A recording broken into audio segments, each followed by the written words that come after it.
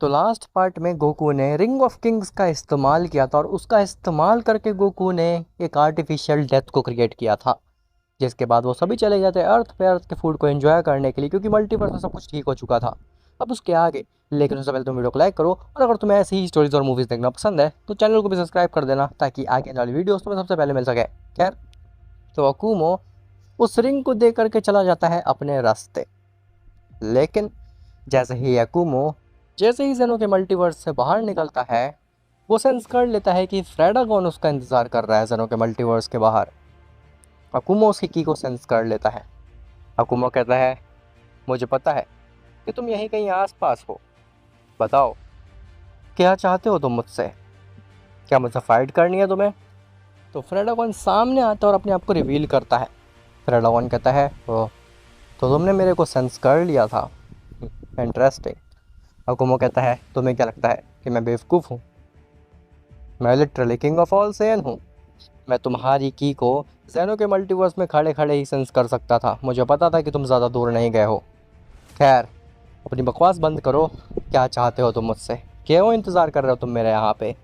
मैं जानता हूँ कि तुम ऐसे फ्री में तो मेरा इंतज़ार नहीं कर रहे होगे यहाँ पे। फ्रेडागोन कहता है, समझदार तो हो तुम। देखो, मैं तुम्हें एक ऐसी चीज़ ऑफ़र करना चाहता हूँ जिसे कि तुम शायद से कभी मना ना कर पाओ। मैं चाहता हूँ कि तुम मेरी मदद करो उस रिंग ऑफ किंग्स को हासिल करने में, और मैं तुम्हारी मदद करूँगा वापस से किंग ऑफ ऑल सेन बनने में। अकुमो कहता है, पहली चीज़ कि मुझे बिल्कुल भी इंटरेस्ट नहीं है तुम्हारे इस ऑफ़र में। दूसरी चीज़, मैं किंग ऑफ ऑल सेन नहीं बनना चाहता। और तीसरी चीज़, अगर मुझे पता चला कि तुमने कोशिश भी की है उस रिंग ऑफ किंग्स को छूने की भी, तो फिर वो गोकू भले ही तुम्हें ना रोक पाए, लेकिन मैं तुम्हारा चिरेक्स वाला हाल कर दूंगा और अब तुम यहाँ से जा सकते हो। फ्रेडागोन को लगता है कि वह कुमो को अपनी साइड कर लेगा, इसीलिए फ्रेडागोन काफ़ी कोशिश करने लगता है कुमो को कन्विंस करने की। फ्रेडागोन कहता है, मैं तुम्हें सब कुछ दे दूंगा, तुम जो चाहते हो, तुम्हें जितनी पावर चाहिए मैं वो दे दूंगा, अपना मल्टीवर्स भी दे दूंगा, लेकिन मुझे वो रिंग ऑफ किंग्स चाहिए।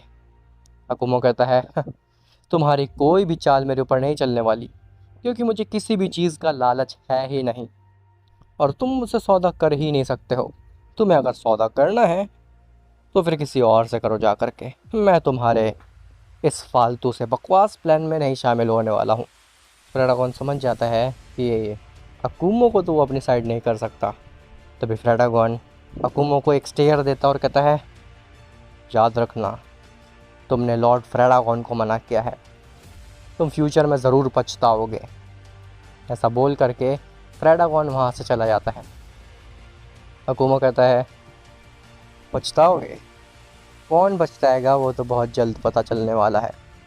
ऐसा बोल करके अकुमो अपने हायर डायमेंशन में चला जाता है, उसी हायर डायमेंशन में जहाँ पे बियॉन्डर रहता है, उसी डायमेंशन में जहाँ पे गोकू, वजीटा, ब्रोली और फ्रेडागोन गलती से पहुँच गए थे। जैसे ही अकुमो उस डायमेंशन में पहुँचता है, अकुमो अपना असली रूप दिखाता है।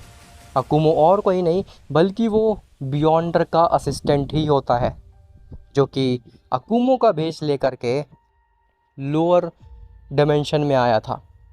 क्या उसका एम ये था कि वो गोकू को रिंग दे सके? और अगर ये सब था तो जिरेक्स को कैसे पता चला था अकुमो के बारे में?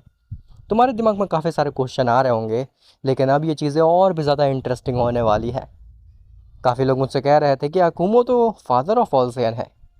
मुझे पता थी वो बात, लेकिन मैं ये चीज़ रिवील नहीं करना चाहता था कि वो असली अकुमो है ही नहीं, वो तो कोई और ही था। खैर, तो जैसे ही अकुमो अपने असली रूप में आता है, वो बिंग कहता है, लॉर्ड बियॉन्डर, मैं आपका काम कर आया, मैं उस रिंग को पहुंचा आया मल्टीवर्स में, उसी बीन के पास में जिसके पास में आप चाहते थे उस रिंग को। तभी एक आवाज़ आती है उस डायमेंशन से, शाबाश, मुझे पूरी उम्मीद थी कि तुम ऐसा ज़रूर कर पाओगे। हाँ, अब बस हमें देखना है कि वो रिंग अपना कमाल कब दिखाती है, और कैसे धीरे धीरे करके वो बीइंग्स मेरे इशारों पे चलते हैं। तभी वो असिस्टेंट, जिसका नाम अपोस्टल था, वो कहता है, लेकिन लॉर्ड, बुरा ना माने तो एक चीज़ पूछूं? आखिर वो रिंग ऑफ किंग्स या फिर जो भी वो चीज़ है, वो आपने जेनो के मल्टीवर्स में उस स्पेसिफिक सेन के पास ही क्यों पहुंचवाई है मुझसे? क्या आपके दिमाग में कुछ चल रहा है? तो बियॉन्डर कहता है, वैसे मुझे बताना तो नहीं चाहिए, लेकिन तुम्हारे काम से मैं खुश हूँ। तो मैं तुम्हें बताता हूँ कि आखिर मैं क्या चाहता हूँ। जिस समय वो चारों बीइंग्स, 3 सेयंस और एक वो फ्रेडागॉन इस डायमेंशन में आए थे, तभी मैं समझ गया था कि उनके अंदर कुछ बियॉन्ड मल्टीवर्सल पावर्स हैं जिसका इस्तेमाल मैं कर सकता हूँ। पोस्टल कहता है, हाँ हाँ, लेकिन क्यों? आप तो ऑलरेडी इस एग्जिस्टेंस के सबसे स्ट्रॉन्गेस्ट बीइंग हैं। आप बियॉन्डर हैं। आपने अपर गॉड्स को क्रिएट किया है, मल्टीवर्सेस को क्रिएट किया है। अब आपको और क्या चाहिए? तो बियॉन्डर कहता है, "हाँ, यहीं पे तुम गलत हो जाते हो अपोस्टल। माना कि मैं सबसे स्ट्रॉन्गेस्ट हूँ, मैंने सब चीज़ें क्रिएट की हैं, मल्टीवर्सेस, अपर गॉड, सेलेस्टियल्स, सब कुछ मेरा क्रिएशन है, लेकिन मैं इस डायमेंशन में कैद हूँ। मैं इस डायमेंशन से बाहर निकल ही नहीं सकता हूँ, और मुझे इस डायमेंशन से, अपनी बंदिशों से आज़ाद होना है। मुझे यहाँ से बाहर निकलना है, अपनी क्रिएशंस को देखना है, अपनी क्रिएशंस पे राज करना है, पूरे एग्जिस्टेंस पे अपना कंट्रोल जमाना है। इन शॉर्ट, मुझे इस एग्जिस्टेंस का रूलर बनना है। पोस्टल कहता है, क्या? लेकिन आप तो इस एग्जिस्टेंस के क्रिएटर और रूलर दोनों हैं, तो आखिर आप ऐसा क्यों बनना चाहते हैं? बियॉन्डर कहता है, ना, मैं केवल इस एग्जिस्टेंस का क्रिएटर हूँ। इस एग्जिस्टेंस का रूलर कोई और है। अपोस्टल कहता है, कौन? तो बियॉन्डर कहता है, तुम काफ़ी कुछ जान चुके हो अपोस्टल, अब बाकी बातें बाद में करेंगे। फ़िलहाल तुम्हारा सारा काम अभी ख़त्म नहीं हुआ है, तुम्हें पता है ना ये बात? अपोस्टल कहता है, जी लॉर्ड। खैर, वहीं वीरस के प्लेनेट पे वीरस नाराज़ होता है वीस से, और वो अपने पैलेस में जा रहा होता है आराम करने के लिए। वीरस वीस से कह देता है, वीस देखो, अब तुम्हें कुछ भी बात करनी हो तो मुझसे मत करना प्लीज़। मैं जा रहा हूँ आराम करने, और जब तक मेरा दिमाग शांत नहीं होगा, प्लीज़ मुझसे दूर ही रहना। ऐसा बोल करके वीरस जाने लगता है कि तभी वहाँ पे सभी यूनिवर्सेस के डिस्ट्रॉयर्स और एंजल्स आ जाते हैं, जिन्हें देख करके वीस ये तो समझ जाता है कि ये सभी डिस्ट्रॉयर्स क्यों आए हैं यहाँ पे। खैर, वीरस अपने पैलेस पे जाता जाता रुक जाता है और कहता है, क्या सभी डिस्ट्रॉयर्स, एंजल्स यहाँ पे, मेरे प्लेनेट पे? क्यों? आपका यहाँ पे कैसे आना हुआ सबका? तो चांपा आ गया तो और कहता है, वीरस, हमें तुमसे ज़रूरी बात करनी है। हमें लगता है कि कोई बहुत बड़ी प्रॉब्लम है, ऐसा नहीं होना चाहिए। वीरस कहता है, कैसा नहीं होना चाहिए चांपा? तो बेलमोंट भी आ गया था और कहता है, वीरस, तुम्हारे यूनिवर्स का वो सेयन गोकू, तुमने देखा नहीं वो कितना शक्तिशाली बन चुका है? अब तो उसे एक रिंग भी मिल चुकी है जिसका इस्तेमाल वो किसी भी चीज़ के लिए कर सकता है। तुम्हें लगता नहीं है कि ये चीज़ बहुत ज़्यादा हो रही है वीरस? मॉर्टल्स को इतना आगे नहीं निकलना चाहिए, वो भी एक आम सा मॉर्टल ही है ना बाकियों की तरह। मुझे लगता है कि उस मॉर्टल को भी मर जाना चाहिए बाकियों की तरह। आखिर उसे एक स्पेशल ट्रीटमेंट क्यों मिल रही है? लॉर्ड जेनो उससे इतना लगाव क्यों करते हैं? मैं तो ये कह रहा हूँ कि वीरस, हम सभी डिस्ट्रॉयर्स अभी चलते हैं उस गोकू के पास में और उसको इरेज कर देते हैं, इससे पहले कि वो और कोई बड़ी प्रॉब्लम क्रिएट कर दे। क्योंकि अब वो इतना स्ट्रांग बन चुका है, तो हो सकता है आने वाले समय में वो पूरे मल्टीवर्स पे कब्जा करने की कोशिश करे, इवन लॉर्ड जेनो को साइड करने की कोशिश करे। हम ऐसा रिस्क नहीं आने दे सकते इस मल्टीवर्स पे, हमें उसे इरेज करना होगा। वीरस कहता है, हम ऐसा नहीं कर सकते लेकिन बेलमोंट, क्योंकि गोकू, वेजिटा और ब्रोली वो तीनों ही मॉर्टल बन चुके हैं, अब वो मॉर्टल नहीं रहे। बेलमोंट कहता है, क्या वो इमॉर्टल हो गए हैं? मजाक मत करो, ऐसा नहीं हो सकता। वो तो सिर्फ सेयंस है ना, और सेयंस इमॉर्टल कैसे हो सकते हैं? वो तो मॉर्टल्स होते हैं। वीरस कहता है, तुम ठीक हो, सेयंस इमॉर्टल नहीं होते, लेकिन लॉर्ड ग्रैंड प्रिस्ट ने उन सेयंस को इमॉर्टैलिटी पिल खिला दी, जिसकी वजह से वो तीनों ही सेंस इमॉर्टल बन चुके हैं और अब उनको नहीं मारा जा सकता है। तो सभी डिस्ट्रॉयर शॉक रह जाते हैं ये चीज़ सुन करके। सभी डिस्ट्रॉयर्स कहते हैं या वाकई में वो इमॉर्टल बन चुके हैं, ये तो बहुत ही ख़राब न्यूज़ है हमारे लिए, क्योंकि वो सेंस वो जितने स्ट्रांग बन चुके हैं, उन्होंने जिस तरीके से नई नई फॉर्म्स को अचीव किया, नई नई पावर्स को अचीव किया, लगता नहीं है कि वो इस मल्टीवर्स को ज़्यादा समय तक सस्टेन करने देंगे। वीस कहता है आप लोग फालतू में चिंता कर रहे हैं डिस्ट्रॉयर्स, मुझे तो लगता है कि ऐसा कुछ भी नहीं होने वाला है। मार्गरेटा कहती है वीस एकदम ठीक कह रहा है, इवन हम सभी एंजल्स को भी ऐसा लगता है कि ऐसा नहीं होने वाला है। वो सेंस काफ़ी ज़्यादा प्योर हार्टेड है और अगर नहीं होते तो फिर गोकू कभी भी अल्ट्रा इंस्टिंक्ट को अचीव नहीं कर पाता। मैं जानती हूँ कि फिर भी उन पे ट्रस्ट कर पाना काफ़ी मुश्किल है, क्योंकि वो है तो मॉर्टल्स ही, लेकिन मुझे लगता है कि वीस की बात एकदम ठीक है, वो कुछ भी गलत नहीं करने वाले हैं। सभी डिस्ट्रॉयर्स कहते हैं नहीं, वो मॉर्टल्स हैं, वो कुछ भी कर सकते हैं, हमें पूरा यकीन है कि वो कुछ गलत ही करेंगे मल्टीवर्स के साथ में। तो वादोस कहती है हाँ, अब मुझे समझ में आ रहा है कि आखिर प्रॉब्लम कहाँ पे है। आप सभी डिस्ट्रॉयर्स को इस मल्टीवर्स की चिंता नहीं पड़ी हुई है। आप सभी डिस्ट्रॉयर्स को ये डर सता रहा है कि कहीं आने वाले समय में वो सेयंस और मॉर्टल्स आपको रिप्लेस ना कर देना, फिर तो आपका पत्ता साफ हो जाएगा, आपसे कोई डरेगा नहीं। यही बात है ना। चांपा कहता है अपना मुंह बंद रखो वादोस, ऐसी कोई भी बात नहीं है। वीस कहता है यही बात है, मुझे भी यही लग रहा है, क्योंकि लॉर्ड बीरस और बाकी डिस्ट्रॉयर जैसा बिहेव कर रहे हैं उससे तो यही समझ में आ रहा है कि डिस्ट्रॉयर्स को बहुत बड़ा खतरा है उन मॉर्टल्स से। खैर वहीं अर्थ पे सभी सेयंस एलीट सेयंस मस्त खाना खाते हैं और एलीट सेयंस एक बार फिर से अर्थ के खाने को तारीफ़ करते नहीं रुकते।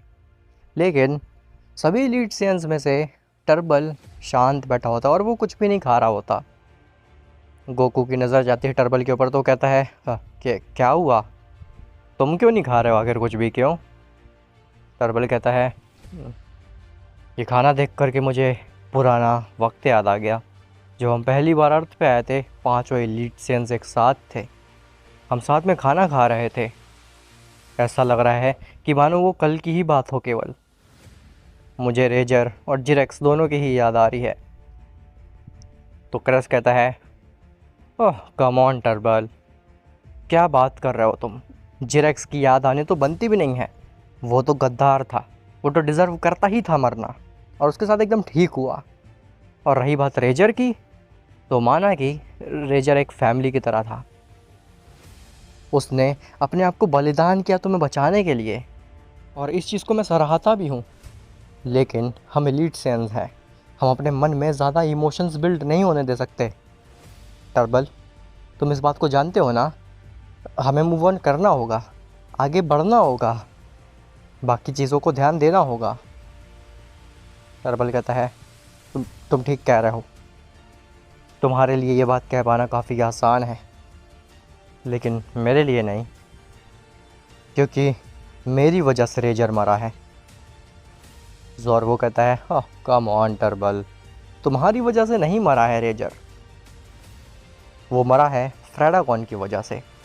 और अगर तुम्हें रेजर का बदला चाहिए या फिर अपने आप को गिल्ट फ्री करना है, तो फिर तुम्हें रेजर के लिए उस फ्रेडागॉन को ख़त्म करना होगा।